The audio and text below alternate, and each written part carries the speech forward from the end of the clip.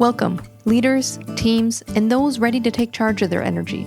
It's Kelly Buboltz, your guide in workforce energy management. Burnout is not just a buzzword, it's a symptom of deeper root cause stressors. We're here to stop waiting for the change and start leading it. It's time to reclaim our energy and lead our days with intention and purpose. AI is transforming nearly every corner of our work and life. Doesn't seem like it's just everywhere. And sometimes it's super convenient to use, and other times it seems like, are we getting away from the end result that we actually wanted? And it's starting to creep more and more into my program sessions in leadership and coaching.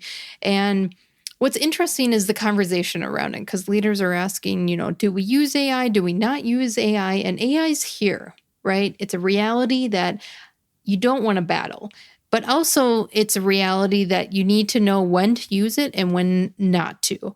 And it's not really going to replace people and coaching and how leaders maneuver around their team, but it can enhance how we guide people.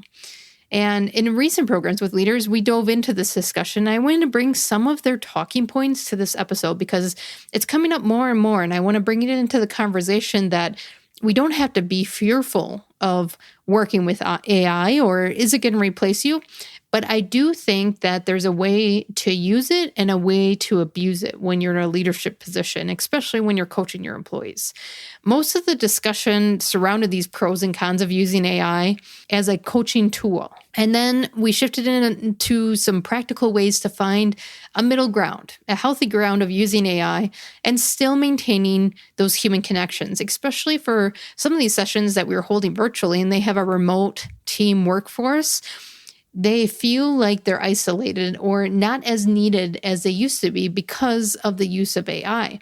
And when I asked them where maybe is their team lacking and they say connection, I said, okay, well, you're not going to replace them, because if the team is lacking connection, that's where the human part comes in. And really where this is creeping up, the AI is increasingly present in the workplace and talent management platforms and systems, AI-powered feedback tools, chatbots, and learning and development on how to guide employees. But the human aspect is what we need to maintain. So many small and mid-sized businesses are testing this AI as kind of a coach in your pocket, which I completely support within reason, because the tension in this debate comes from AI can scale feedback and insight, but coaching has always been deeply human. AI cannot read body language. AI can't replace trust, empathy, that human relationship that happens when you have good communication and good coaching, and you can guide one another through a journey, that relationship portion. And as leaders, we need to evaluate how AI fits into your workforce, in your team, that boosts productivity. And it's not draining the authenticity that people are looking for, that connection. So let's look at the pros of using AI for coaching. Scalability, right? Everyone can get consistent guidance, not just senior leaders. Anyone in any organization can get access. And that's a big one, because there's some companies that I work with that only can do corporate programs, but they can't do plant level. There's some companies that can only do one portion of the program and they can't do the other until next year. So what do we do in the meantime? AI can be used to close up that gap, that they can have access. They can have consistent guidance, and it's not just for people who have big budgets.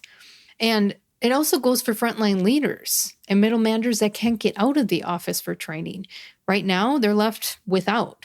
All they have is their internal connections, and now they have AI, which can be a tool, another piece of support for their leadership role. Now, what AI does bring to coaching is data-driven insights, because AI analyzes patterns, They're looking through productivity data, engagement surveys. They can look at DISC styles in behavioral science and highlight these blind spots if prompted right.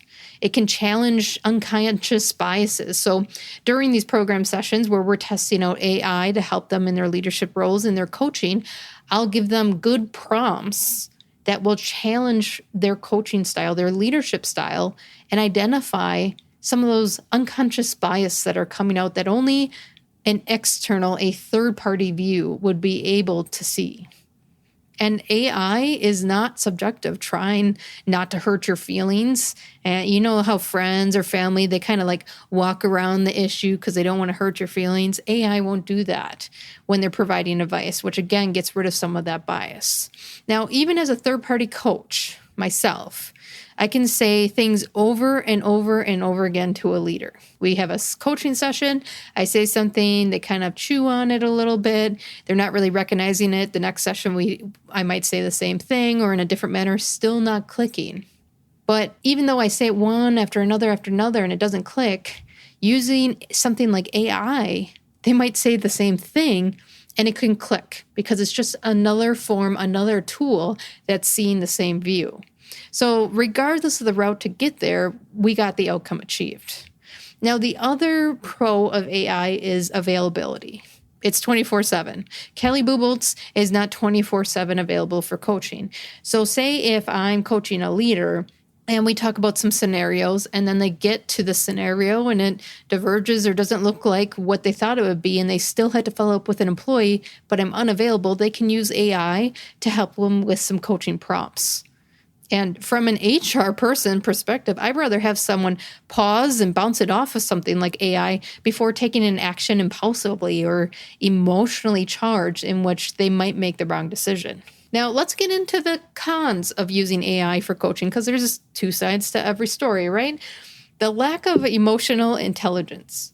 AI cannot read nonverbal cues, those micro expressions, those eye rolls, the shoulder shrugs, the tone shifts in their voice, that deep context of human connection that we read. And if you know the impact of communication, body language is 55% of that impact. 55% is that body language, those micro expressions. 38% is that music, the tone of their voice, the pauses. So a majority of communication isn't even words.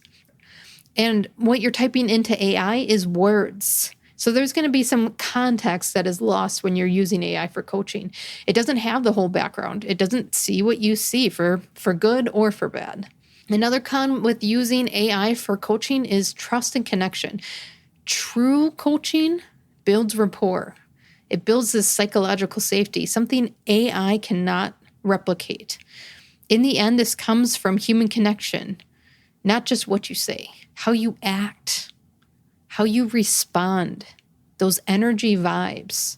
You've ever been around someone that says things like in a nice way, but you just get a bad vibe from them? And that's because this reaction is a protective instinct developed to help quickly assess your environment, react to potential dangers.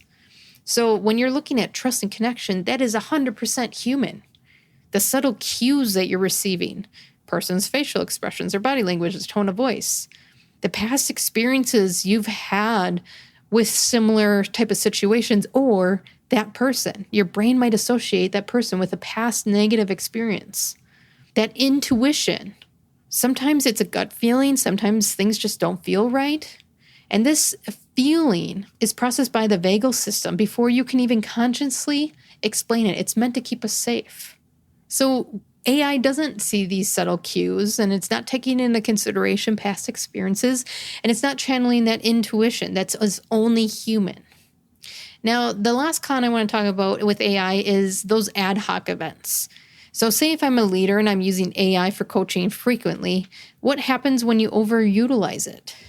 When you rely on it so much and you don't have it in hand during a conversation, during a situation with an employee. Leaders get really good at leading by doing, by putting in the practice, putting in the reps. And over-reliance on AI will slow this growth. So practical actions to use AI in coaching is to blend. Don't replace. Use AI to supplement, not substitute your own coaching. So AI can provide maybe reflection prompts, but leaders should have their own follow-up conversation techniques.